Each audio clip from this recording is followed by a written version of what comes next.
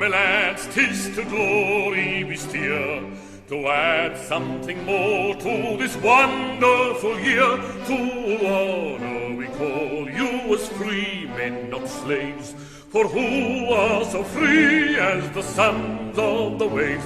Hearts of all our ships, jolly Tartar men, we always are ready, steady, boys, steady.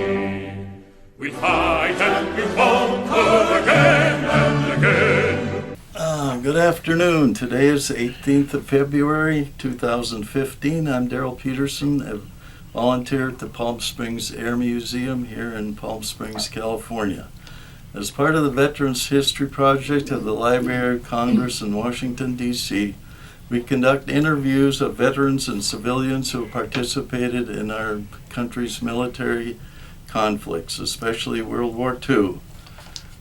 Today I'm privileged to have with us a special guest, William Loken, and our interviewee, able seaman of the Royal Canadian Navy, Andrew Irwin. And we're going to talk to him about a lot of his experiences in World War II and many other things. So let me welcome you officially. Thank you very much. By asking you to give us your full name and spell it out and tell us where and when you were born. Well, my name is Andrew Irwin, Irwin, and I'm a Canadian. I was born in Regina, Saskatchewan, and when I was on the business world and the speaking circuit, the introduction used to be Andy was born in Regina, Saskatchewan. He learned at the early age of 6 that wasn't the place to live, so he moved to beautiful British Columbia. And after the war and all the rest of it, and graduating from the University of British Columbia, I found out I couldn't eat the trees in British Columbia, so I had to go to Eastern Canada to get a good living. Okay. So can you tell me a little bit about your ancestry, your mother and father? Where they come from? My father came from Armagh, which is just outside of Belfast. So I guess I'm a Northern Irelander. Mm-hmm. And he came to Canada when he was 16 and lived in Saskatchewan. And so I was born in Regina. And on my mother's side, when were you born? I was born May 28th, 25, so I'll be big 90 this coming May. Okay, very good. And my maternal grandparents were Samuel and Anne Marie Hayward, and Grandpa Sam was a superintendent on the building of the Canadian Pacific Railway all the way from Montreal through to the west coast of Canada. So do you have many recollections of being in Regina, or do you? Oh, no, not really, no. So and my grandfather had passed away, but he was passed away in 21 and I didn't come along until 25, so I never really knew him. But my grandmother, Anne Marie, she was a lively one, and she brought me up on a raspberry cane and in New Westminster, British Columbia. Okay. And, so your grandparents were the first ones to immigrate from Europe then, or your yes. Okay. They both came from England, Scotland, mm-hmm. to Montreal. Okay, very good. So what about the Vancouver area then? You started going to school there, I guess? Oh yeah, well I grew up in New Westminster, which is 12 miles outside of Vancouver, and I went to Lord Kelvin School, elementary, and then I went to Lord Lister, which was a mid-school, grades 7, 8, and 9, and I finished off at the Duke of Connaught High School. in New Westminster. Mm-hmm. And growing up, I was a member of the Scouts, and then at the start of World War II, they formed a Sea Cadet Corps in New Westminster, and I gave up the scouting and joined the Sea Cadets because I'd already, growing up on the shores of the Fraser River, I had a deep interest in shipping and everything else, and tried to build rowboats that wouldn't sink. So, yeah. You built them in your backyard? Yes, and we used to go out on the road in the summertime, and when the tar alongside was being soft in the sun, and dig up as much as we could to plug the holes in the boat to make sure it would float. You have to have a little, what do you use, pitch or tar? Yeah. So going back a little bit here, was your mother working too, or did she just take care of the family? My parents separated when I was 6 years old, and we went to the West Coast, and that's where I lived with my grandmother. And my mother worked at a small department store in downtown New Westminster. Oh, okay. And I had a younger sister who now lives down here in Indio. Okay. So, and where do you live now then? I live in Mississauga, which is about 20 miles, I guess you would say, outside of Toronto, Ontario. All right. Yeah. You're still not a full-time snowbird here, huh? No. About the weather coming out of the east right now, I'm glad we spent the last 2 weeks here. Yeah, Unfortunately, we're going to have to go back on Saturday. Yeah. Well, you might have to wait. Find an excuse, right? No, I don't think. What happens if you change aircraft today? It's too expensive. Yeah, that's true. So your dad then, he kept working on the railroad then, I guess. My grandfather. Grandfather. Yeah. Yeah. So he passed away in 21. He was at the ceremony. They said it was the last spike when they drove the spike in the ground at Port Moody, which was about 10 miles further out from Vancouver. Oh, okay. Yeah. One in each country, huh? We have Promontory Point. That's where they drove the last one here in Utah. So, well, and when you were in school, did you excel in any subject or like any subjects? Well, I'd say I was about an average student, nothing brilliant, but I managed to get by, and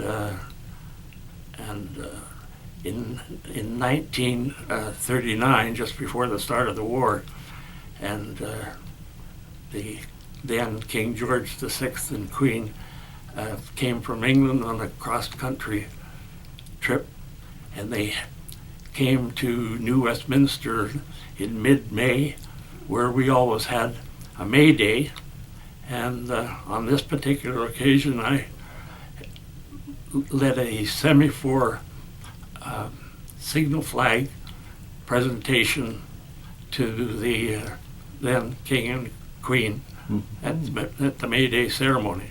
I was 14. What the heck? That shouldn't take into. So did you feel a lot of pressure there to? I don't know. I think I was too young and stupid to have any fear of pressure. Well, that's a real honor. So some people would get really nervous, I guess. But, so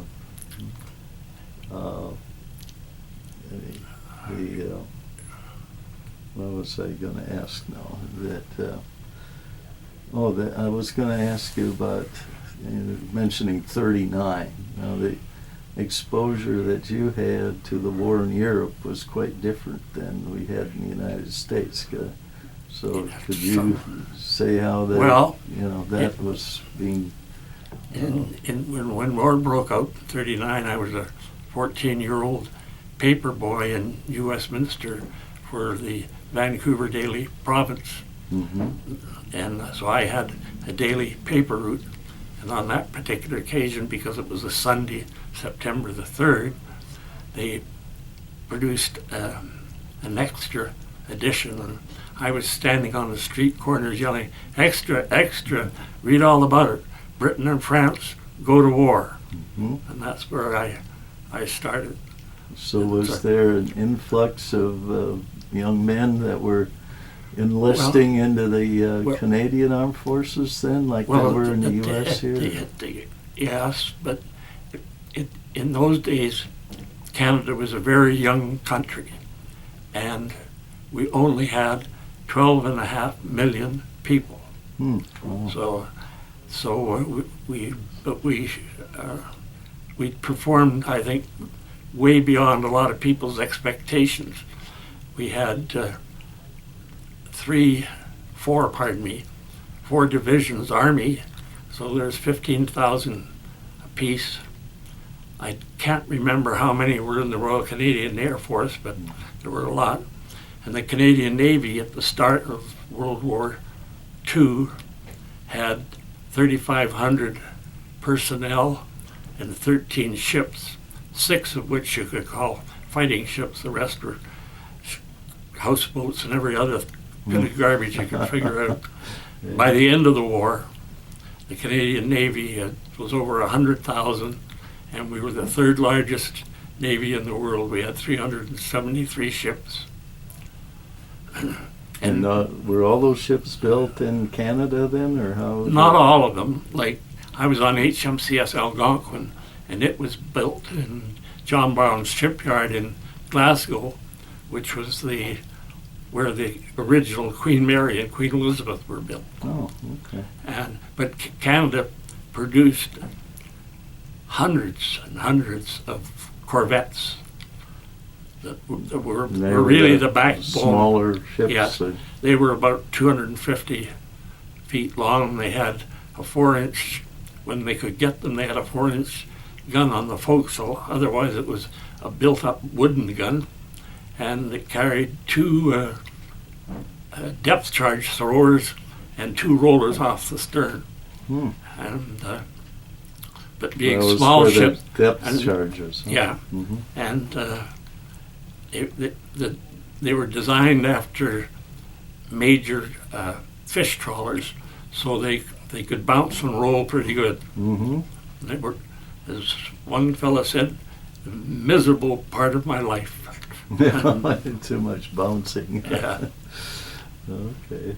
Well, to produce all these things then, with a small population, were women involved a lot in manufacturing? Very much they so. were a lot here. When I said there was 100,000 in the Royal Canadian Navy, 6,000 of those were women. And so that meant that there's 6,000 more guys available to go to sea. Right. Yeah, and then they had the Women's Army Air Corps and also the Royal Canadian Navy Women's Air. So that I'm not that familiar with the Canadian. Did they activities? Did they join in with the British and French? Oh yes. We had, well, for example, on D-Day, the Canadian 3rd Division under Major General Keller, 15,000 were put ashore at Juno Beach. And how about before that, though? Even before the war? Well, no. From I guess '39 it started. Oh yeah. And yeah, well, you remember that there was a Great Depression coming up to that time, so there were a lot of unemployed people around, and so the armed forces didn't have any trouble recruiting at all, really, until later in the war. When they. But then, before the D-Day, did the Canadian units operate as a separate unit, or were they kind of integrated into the British, or what? Yeah, they were integrated into to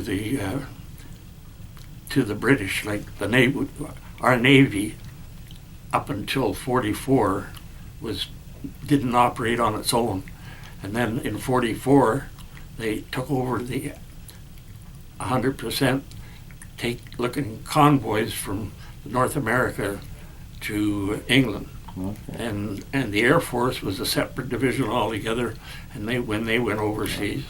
Yeah, the RCAF, I Yeah. believe there was a number of RCF people during the Battle of Britain, and Oh, in the Air Force, yes. Yeah. There were, I don't know the exact number, but there were a lot of Canadians that had gone over prior to the war and enlisted in the Royal Air Force. Mhm. So there was a number.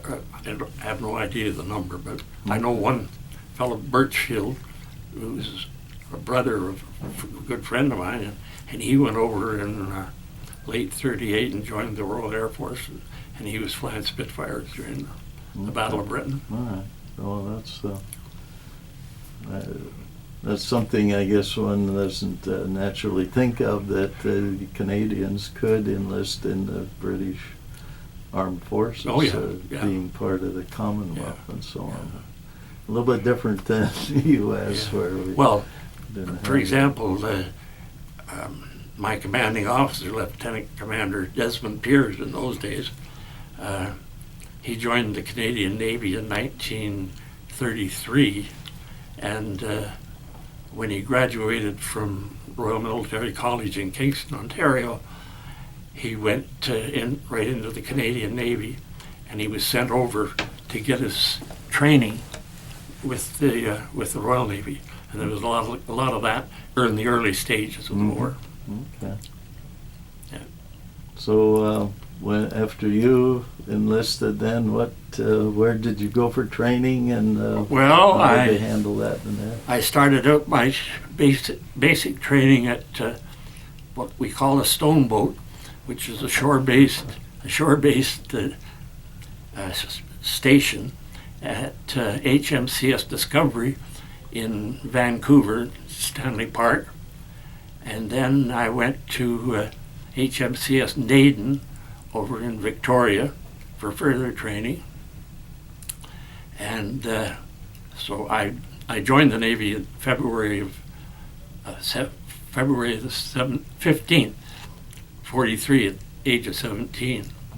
And then, so in the fall of 43, after I finished my basic training, I was sent to Eastern Canada, and I was put aboard a Royal Navy minesweeper, and we did some various training and workup and all that stuff. And in December, they decided we were ready to take convoys, so we took our first convoy across from just outside of Halifax over to Liverpool, England, over Christmas and New Year's of 43. So did you spot any submarines on that trip? On that particular, there were 40 ships in the convoy. There was a corvette at the head, 2 corvettes on either side of the convoy, and 2 vessels in the stern. We were one of the part of the stern convoy, and halfway across, in the middle of the night, one night we got an oil tanker blowing up, and so there was a lot of chasing of a submarine that never materialized. And we ended up in Liverpool in early January of 44. Mm-hmm. And after we turned the convoy in at Liverpool, we went around the top of Great Britain, crossed beneath the Orkney Islands, and down into Rosyth, which was the port for Edinburgh. And that's where we turned it over to the Royal Navy.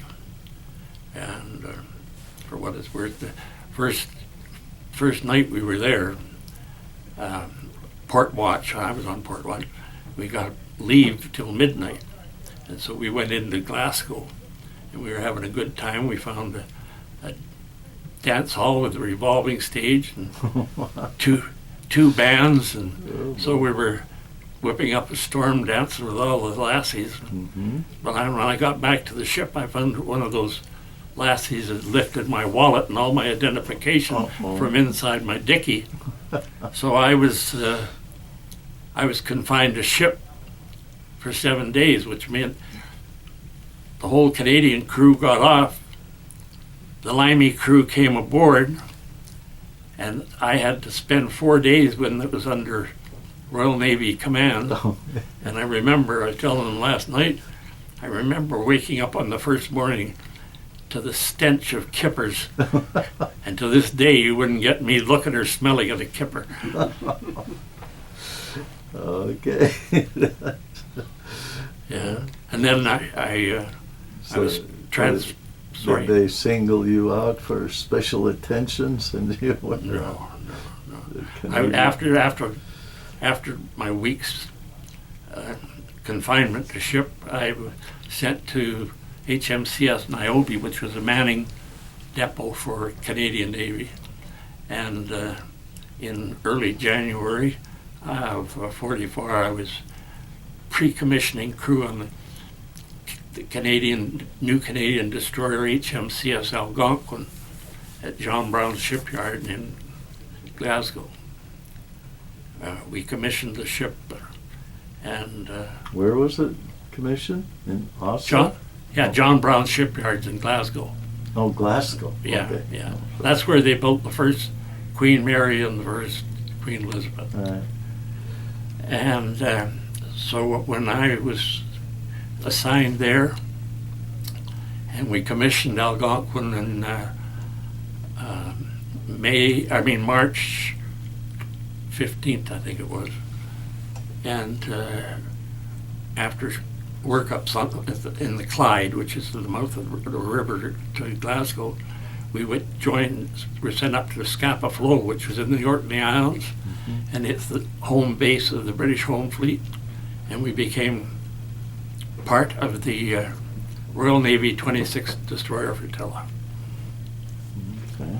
And Now, when you were doing the escort, did they do all this zigzagging, or yes, we did all the zigging and the zagging. When I was aboard Algonquin, I was assigned to peeling spuds in the galley, and I guess Dick Steele, the navigating officer, took pity on me and recruited me for his yeoman, which is like a secretary, and I looked after all the charts and everything else. And then when we were at sea in operation, I was the guy that was telling the officer of the watch on the bridge when to zig and when to zag. Okay. Didn't want to fall asleep on that one. No. Well, when you first went in, did you have any choice of what specialty that you would be taking up while in the Navy, or no, they kind of directed not you? really. I know I didn't want to be a stoker. Okay. Down in the bowels of the ship. Yeah. So no, it was just the luck of the draw. Okay. And one other thing, when you were in Canada in 1941 after Pearl Harbor, what was the attitude there? We all know the Americans got pretty riled up. I think Canadians were as shocked as you Americans were on that Sunday morning. Mm-hmm. It was terrible. It was terrible. One of the interesting things about that was, and I was in high school by then, and on the border between Canada and Washington State, before British Columbia, is what's called the Peace Arch. Right. And I can remember I think it was May 42, we had a ceremony at the Peace Arch in which students from Bellingham came up, and we went down there to the Peace Arch and we exchanged flags and did all those goody things and didn't get to kiss any girls or anything. Yeah. Oh, that was good. Unity, huh? So, okay, you're in the British waters there. What Yes. what happened The British Home Fleet had been based in Scapa Flow forever, and it was kept there because for the fear of German battleships getting out into the shipping lanes. And in 1941, in May of 41, the German battleship got out into the shipping lanes. It was creating real havoc, and it was sunk in late May of 41. But the sister ship, the Tirpitz, was operative, and they were damaged somewhat, and they were holed up in Alta Fjord in northern Norway, and so we were our first operation against the Tirpitz was in early April of 44, and we were escorting aircraft carriers, and of course the aircraft off of a carrier, the maximum they could handle was about a 500-pound bomb, which wasn't going to do much damage or sink the Tirpitz, but we did enough damage that it had to be holed up. And in that one first particular raid, the Barracuda squadron that went in, their bomb resulted in the complete destruction of what was called B gun, and on a ship, right on the forecastle at the pointy end of the ship was A gun, and then right up above that, ahead of the bridge, was B gun, and B gun was completely destroyed in that raid. And in my presentation, I have a picture of that occasion, which was taken by a Canadian flyboy who was with the British Fleet Air Arm, and he was from just north of Toronto in Orillia, Ontario. Yeah, so what was the name of the German Tirpitz. That was, but what was the first one that was sunk? The Bismarck. Okay, that's what I was wondering. They were sister ships. Yeah, I wasn't sure. Yeah, That was a big event. The Bismarck in early May had sunk the British battleship. I don't remember.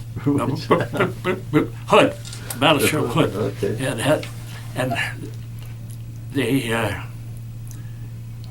there was only 1,840 crew on board, and only 3 survived. And it changed the philosophy of naval wars, because the Hood and the Bismarcks and all battleships in those days, or any naval ship, had heavy armor all around the waterline. But the decks, the armor wasn't that great.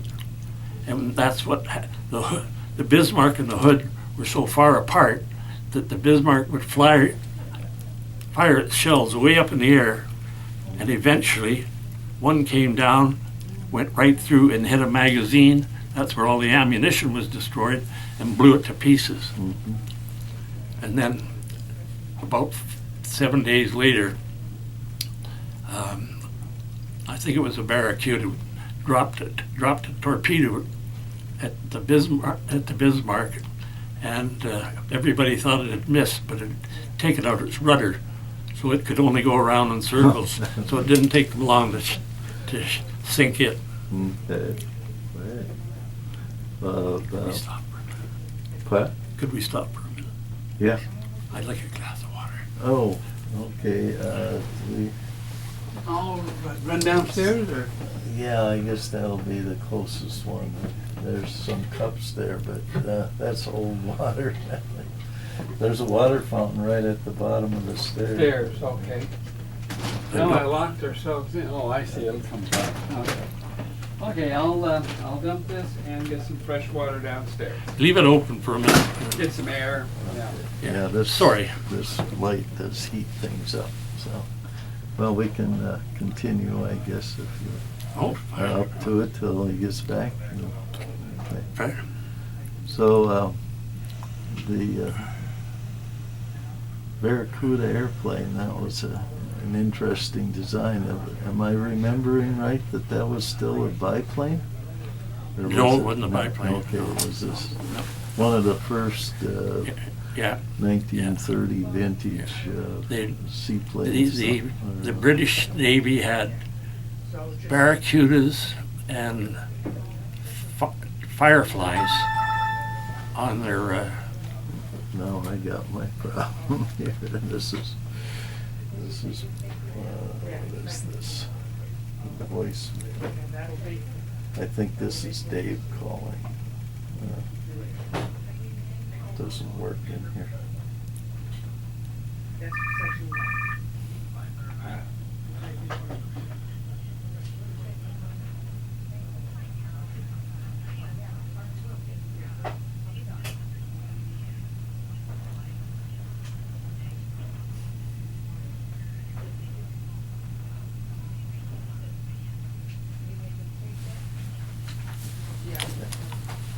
It's finding your folder. It's been found and it's being Oh, you lost one. didn't brought to us. Dave has it, so. Okay. Let's see, where were we? We were, you? Oh, we were talking about the planes up from the carriers. Yes, we had I think as many as 5 what they call fleet carriers, which flew off about 50 or 60 aircraft, and then they had what they called the Victory class aircraft carrier, and what they were 10,000 ton hulls originally built for freighters with a flight deck put on them, and they carried about 20 planes. okay. So they were called escort carriers, and they did an excellent job Mm-hmm. because So did you get involved with any other skirmishes there and which any other battles or? oh yeah we in late May of 44 we left Scapa Flow, and the 26th Detroit Flotilla we went down through the Irish Sea and to Portsmouth in England at the big naval base there in Solent, with the Isle of Cows just off of it. And we got there on the 27th of May, and I turned 19 on the 28th. And 9 days later, we were off of Juno Beach in Normandy doing our bombardment. So you were just shelling the shoreline, huh? Yeah, we escorted the And which ship was this now? Algonquin. Okay. Yeah, we escorted HMS Hillary across, which had the commanding officer, Major General Kinnear, who was the commanding officer of the 3rd Division, leading Force J, which was Juno Beach, and on to Normandy. And So how long did you stay in that vicinity then? we stayed there until about the 28th of June, when we went back up to Scapa Flow. But while we were down there, we were doing bombardments as called for doing night patrols in the English Channel to keep away subs and German E-boats.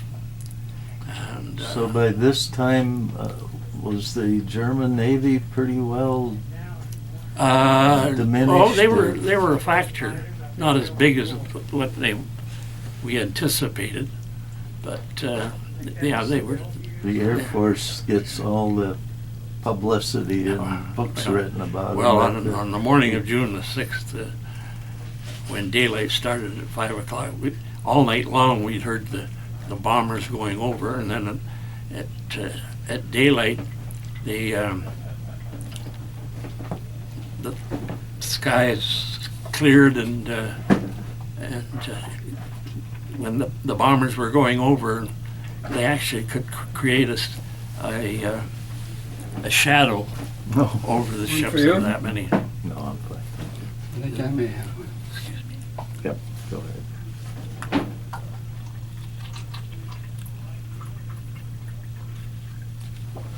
Hey, we have more. Thank you. Yeah, and on that morning we had a signal from our.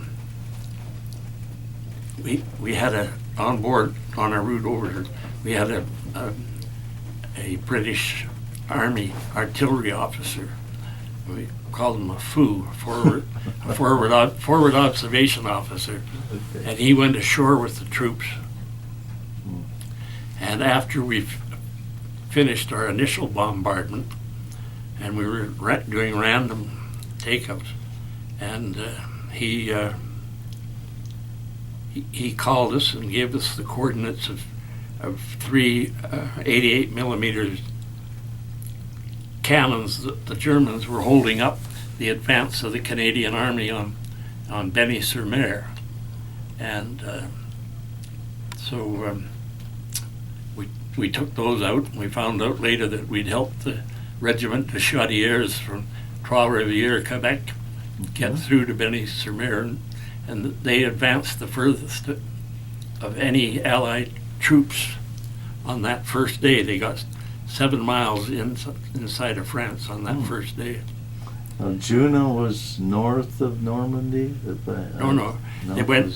There was Sword, Juno, Omaha, and Utah.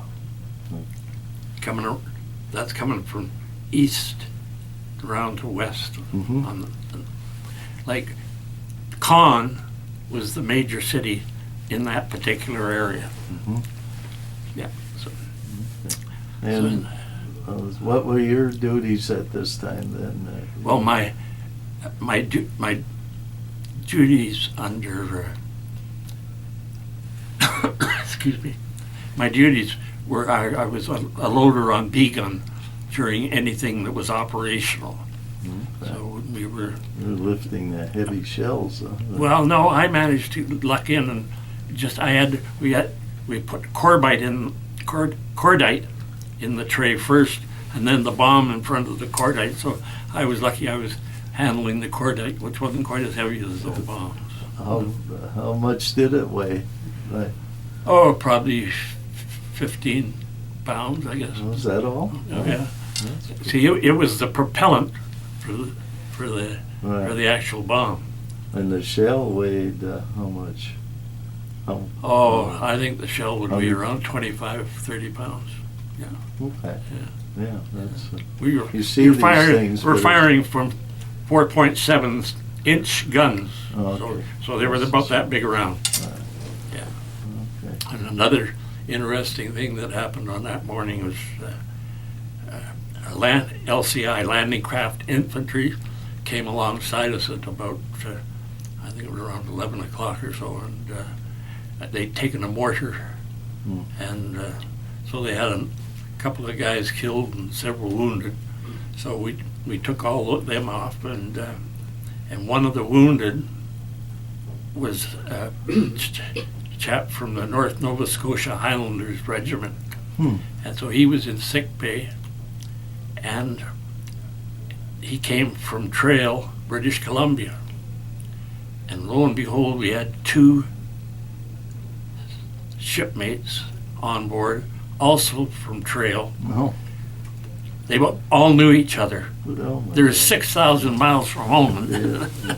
and they met under those circumstances. Small world after all. Yeah, yeah, Wow. yeah. And we, Did you know what you were going? When did they let you know that the invasion was going to take place? oh, yeah, That was I kind of got ahead of myself there, I guess. But on the afternoon, late afternoon on June the 5th, our commanding officer called clear lower decks, which is like calling a gathering, and all ships Oh. crew had to be up on deck.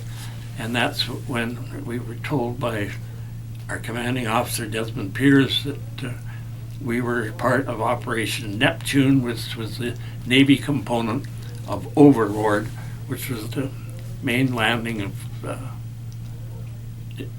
to take place in Normandy. Hmm. Yeah. So how was that received? Oh, it was Everybody wanted to get going. Yeah. Oh yeah. There was all kinds of enthusiasm over that. Hmm. Yeah.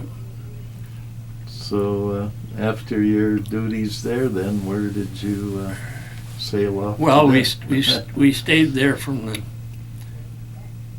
till, as I mentioned earlier, the 28th, and we were doing regular patrols at night in the channel, and on June the 22nd, I believe it was, we were coming back from a night patrol, and HMS Swift, the Royal Navy ship astern of us, was having mechanical problems and asked to go in ahead of us, and so it passed us, and within 5 minutes it hit a mine and blew up and split in two, and was sunk in 6 minutes. So if we hadn't have made that exchange, Swift would have been Algonquin. Yeah. Well, And and then on later in June the 18th, we went over to Portland in England and picked up General Crerar, who was the commanding officer of the Canadian Army, and took him across to Normandy. And it was quite an occasion for Algonquin, because it's the first time that the commander of the Canadian Army had gone to battle with his flag flying from the yardarm of a Canadian ship. yes. And one other,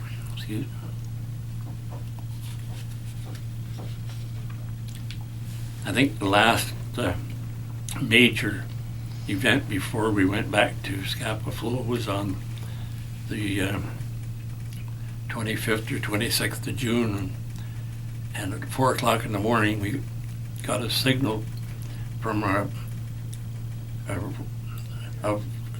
battalion of British Royal Marines were hung up on the road to Gonnerville, France, and they were held up by 388 millimeter guns. So we took them out for them, and got a commendation from the commanding officer later that day, thanking us, and we played a key role in their success at advancing on Gonnerville. So that was on the shore then, or Sword Beach, yes. yeah. Okay. So is that represented by one of your medals that you have on your? Not that particular one. Okay. No. You want to tell us what some or all of those are for? Well, I can try. This is the 3945 Star. The next one is the ribbon represent operations in the European theater with the Atlantic Star on it. Mm-hmm. The green one next to it is Defense of Britain. This one was the Volunteer Medal. This one, Victory in Europe. This one was the Queen's Silver Jubilee Medal for things I did in civilian life. This was the 125th anniversary of Canada. This was the Queen's Diamond Jubilee Medal. This is the Russian medal for the convoys we did up to Murmansk in northern Russia. And this was the 50th anniversary of D-Day. And this one down here, if you can imagine it, 4 years ago now,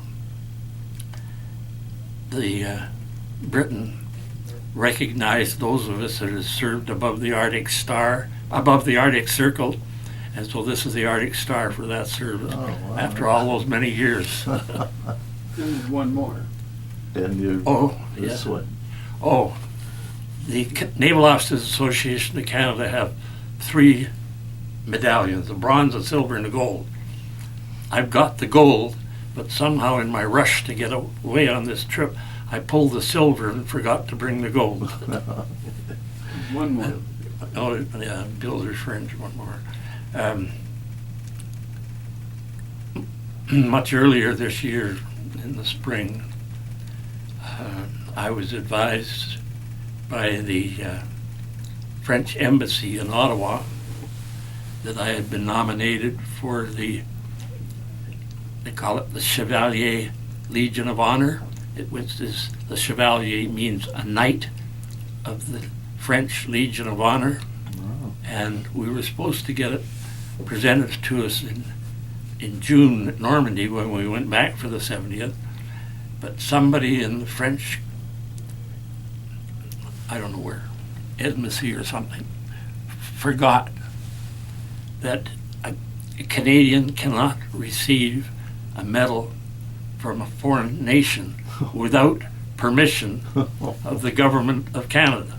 Oh, my. So I got that letter of approval in October, and I'm advised that the presentation is going to take place in March. It's a beautiful medal. Oh, I can't describe it. So this was the shelling activity that. Oh yeah, Eddie. Yeah, because I'd been involved in the liberation of France. Mhm. That's what it was. Very good. And I said, well, it's only proper. My commanding officer got his on our 50th anniversary in Normandy, so here I am at the 7th, and I'm catching up with him. Of course, he's long since crossed the bar. Okay.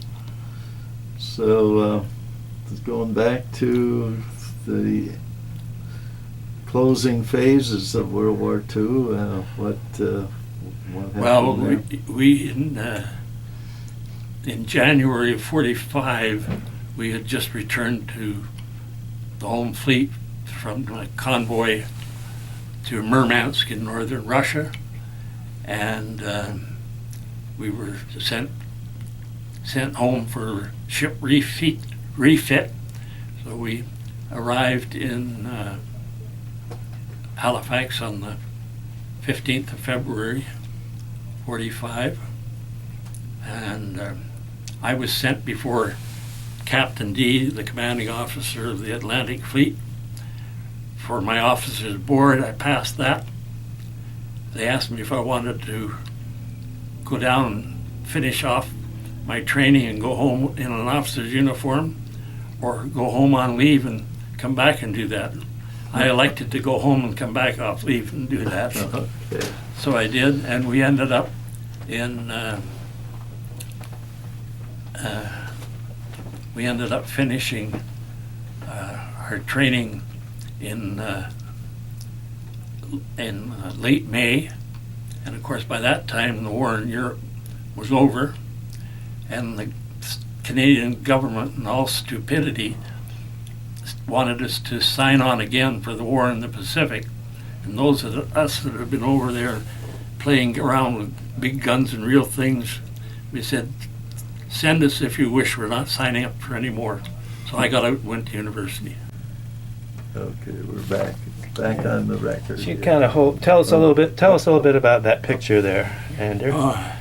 That picture was taken. Yeah, just hold it like that. Yeah, if you want to. Okay. Let's put it right about like so. This Yeah. Okay. this particular There. picture was taken, I think, in, let's see, I joined the Navy in February 15th, 43, and this was taken just before I left to go overseas in August of 43. Just a mere how many years ago? It was 1943 to now. Uh-huh. About I was 70s. I was 18 in May of 43. And what are you now? I'll be 90 on May 28th this year. Okay. That's great. So a prairie boy, huh? Well, Not a prairie dog, but a prairie boy. Yeah, that's right. Because I was born in Saskatchewan. I know. Okay, that's great. Okay. All right. Okay, let's Maple Leafs. You a Maple Leaf fan? Oh, yes. I don't know why. Okay. Nice to see you, sir. Okay. Okay. And thanks for your service. Okay. Were you married during any period of the war? Or? No, I got out. I got out in 45? June of 45, and I married in September the 10th, So this is- 47th. Oh, okay. So you And- took a while. Yeah. Where did you meet your wife then? Oh, I knew her before I went overseas. Oh, She was okay. She was in a different high school than I was, but, So you went to college. And I went to the University of British Columbia and graduated in Seaman in 1951. Okay. So what specialty? Or what did you? Chem engineering. Chemical Yeah, engineering. yeah. Okay. And I, after a couple of years, I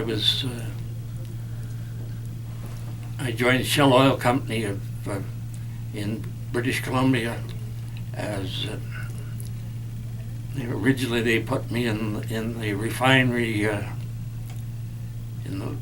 refinery lab, and I didn't like that, and I was about to quit. But Shell at that point was creating a chemical division to match the Shell Chemical in the U.S. So I joined the chemical division of Shell, and I was the first guy on the West Coast. And I was with them until, I guess somewhere in the late 50s. Okay. And then I went out and left them and went to a chemical distribution company in 57. That was it, 57. And because I've been handling propane gas sales marketing for Shell, and natural gas was just then entering into British Columbia, and I became vice president of marketing of a company called Inland Natural Gas, and I spent the next to about 70 with several natural gas distribution companies in Canada. So you were building pipelines? And No, I was marketing. I was on the marketing side, not the pipeline building side. Okay. So you sold it, and then they had to build pipelines to well, that's yeah. get it around to where you so sold where- it. And then in Canada we had natural gas deregulation, which meant that people or companies could buy the gas themselves instead of buying it from the natural gas distributor. And so another chap and I set up a consulting business, and I did that type of work until at 75, they decided I'd been there long enough when I retired. Wow. So, how did individuals sold it? So if you had a well on a farm somewhere, you... Oh, no. No. We'd buy the gas on behalf of industrial customers and look after all the management of it and everything else like that. Okay, so it was not really individuals that were selling, it was No. other corporations. What about Toronto rebuild? Wasn't there something you did with Toronto in the downtown area or something? No, not Toronto. Okay, so, well, tell me more about your wife then. Well, she we was, were what's married. her name? We were married in '47. We separated in '74, and we had 3 children. The eldest lives in just outside of Toronto with an adopted son who will be graduating this year from Dalhousie University in Nova Scotia. So, some names? Oh, Your daughter? my daughter's name was Lynn, and she was a spinster and adopted young Adam as a baby in Poland, and she's raised him. He's a very nice young man, and I got to give her 100% Credit? congratulations. He's graduating this year without any debt. Wow, that's good. And then my son, he's lives in Winnipeg, Manitoba. He's got his own franchise haircutting operation. He's got 25 or 26 locations in Manitoba and Saskatchewan. And my youngest daughter lives in, and he had 2 daughters, and my youngest daughter, Janet, lives in Winnetka, just outside of Chicago, and her kids, 3 of them, have all grown up and gone to university in the United States, and so they're permanent Illinois. citizens now, and the eldest daughter just got married on the January the 3rd. And her So- name? Her name, oh, sorry, yeah, well, Drew, pardon me.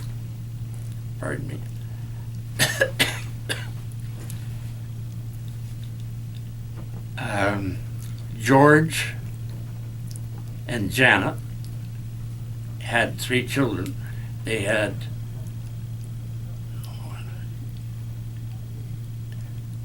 Andrew David, Lindsay, who's the one that just got married, and Jennifer.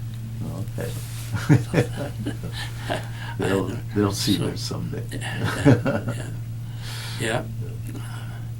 And here we are enjoying 2 lovely weeks in this Palm Valley, I guess you would call it. Palm Desert area. Palm Desert. And Coachella Valley. so we got to go back and freeze our butts off till the 1st of March, I guess. So, did you remarry or? Yeah, I remarried in 1979. Okay. And And Elaine. What's Elaine? Elaine, Okay. yeah. And she's with you Oh, on yeah. this trip? Yeah, she's managed to stay with me for 35 years, so I guess Wow. we're not going anywhere now. Right. Yeah, and my sister and Bill live here. And they live, their home base is Issaquah in Washington, just outside of Seattle, and they winter down here. Oh, okay. Yeah.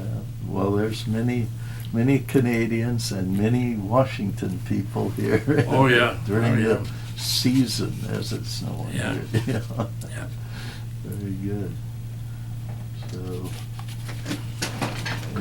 any thoughts about all this natural gas and what's going on in the world with all these things? Oh, it changed immensely. They're on. Before deregulation in '85, the only way you could get natural gas was from a distributor who had the pipes in the ground and everything else. And then they deregulated it originally so that industry could go out and buy gas directly and then arrange to have it transported on the pipelines in the distribution city. And so that went on. That's still going on today, but it in my opinion, it disintegrated when the same opportunity was given to residential customers, because then you started to get all these fly-by-nights and everything else knocking on doors, and it just... So this was for individual homes, for yeah. the And, heating and yeah. cooking and stuff. yeah. Yeah, that's- Yeah. So, it's been a pretty good life.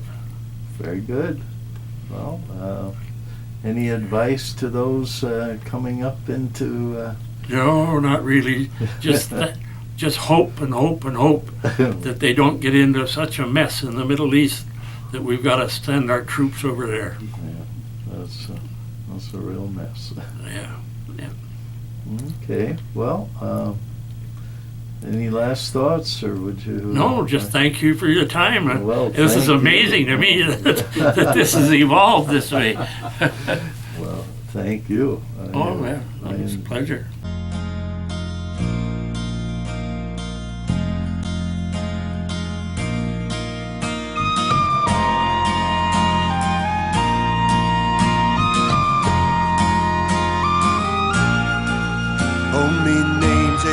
Rogers, a shareman am I, on a three-masted schooner from Twillingate Isle.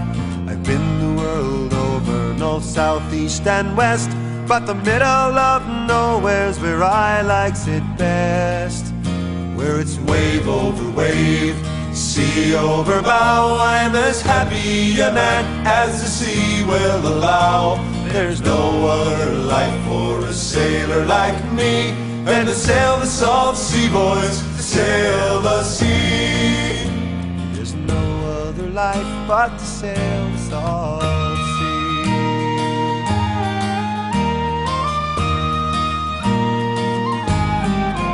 Well, I leave my wife lonely 10 months of the year, for she built me a home and raised my children dear. She'd never come out to bid farewell to me, or ken why a sailor must sail the salt sea. Where it's wave over wave, sea over bow, I'm as happy a man as the sea will allow. There's no other life for a sailor like me than to sail the salt sea, boys, to sail the sea. There's no other life but to sail the salt sea.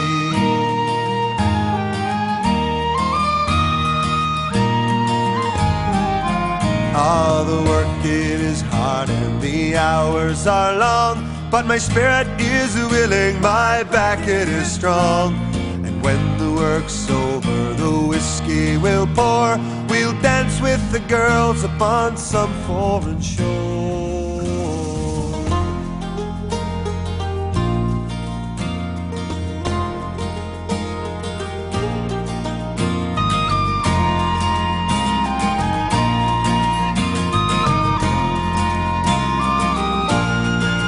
I've sailed the world over for decades or more, and oft times I wonder what I do it for.